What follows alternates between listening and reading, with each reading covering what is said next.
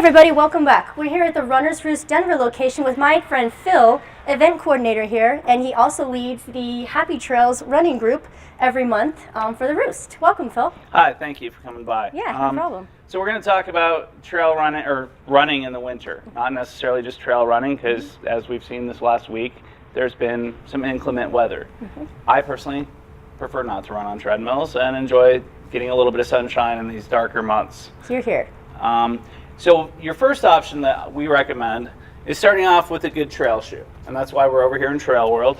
A trail shoe, it's what I like to refer to, it's like your four-wheel drive or your mountain bike of shoes.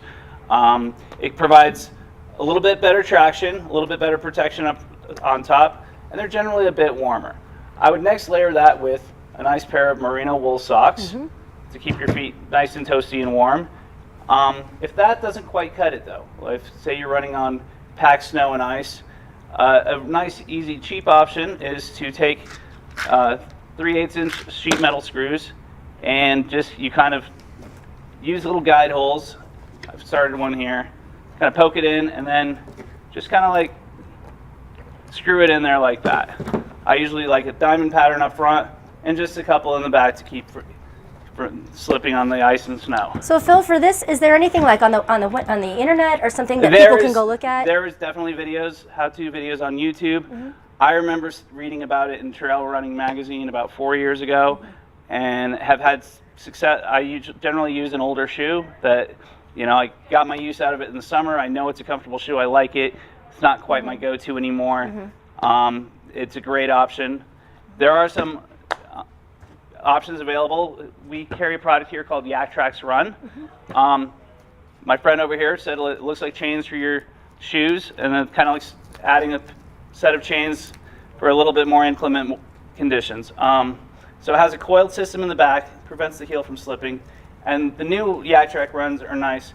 It's a flatter plate in front with carbide studs.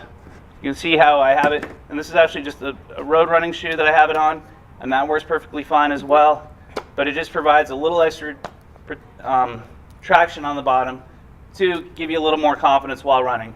I would recommend this option. Say you're running Highline Canal or Wash Park and those trails are packed and icy, perfect option for that. From there, if you're getting more up into, you know, the front range foothills and you're on a little more sketchier conditions, there's a product called Catula Micro Spikes. We actually don't carry these here at the store. They are available online or at REI, but they kind of fit over your shoe like so, and they're fairly easy. They're actually easier to get on and off when you have your shoe on. But pull it over the front, take this around the back, go and pull that up on the heel, and you have pretty aggressive tread there. I know runners who they'll do 14ers in the winter and they're going something as lightweight as this. I personally wouldn't recommend that unless you have experience at that. And there are also shoes on the market that come with built-in spikes. This is a pretty aggressive one by Salomon. It's called the Snow Cross.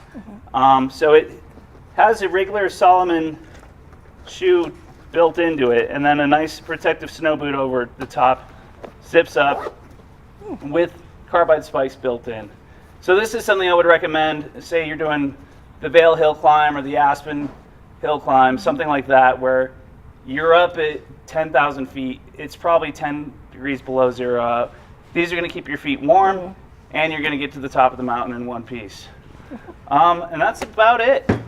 So what about for, like, I guess it just depends on what terrain you're going to be in. Is there anything you would recommend for beginners or people who are not really serious about it? Would just the spikes probably get them by? I would recommend either the Yak Trax, or if you're a little more crafty, I would do just sheet metal screws, which are 12 cents a piece. I would go 3/8 or 1/2 inch. Make sure when you're screwing it in, you have a shoe that's a little bit thicker sole, so you're not poking it all the way through. And like I said, it's just a simple matter of guide holes, and then taking, like a socket actually works better than a wrench, a socket set, or even I've seen friends use drill. It just depends on how crafty you are with tools, or finding someone to do it for you. And there is a product online that actually has kind of like your carbide spikes that you can put, an aftermarket spike that you can put in your shoe as well. But those sets are about $20, whereas a set of screws is $5. So I know you mentioned also that we should use like an old shoe, a shoe that's kind of out of commission that you're not regularly running in to make your own screw shoes. Do you just plan to leave the screws in there at that time, or can you take them back out? You can take them back out, but I go ahead and leave them in. I had one pair last me about 5 years, and the screws will fall out eventually. And you know, it's 12 cents. They're pretty easy to replace. Awesome.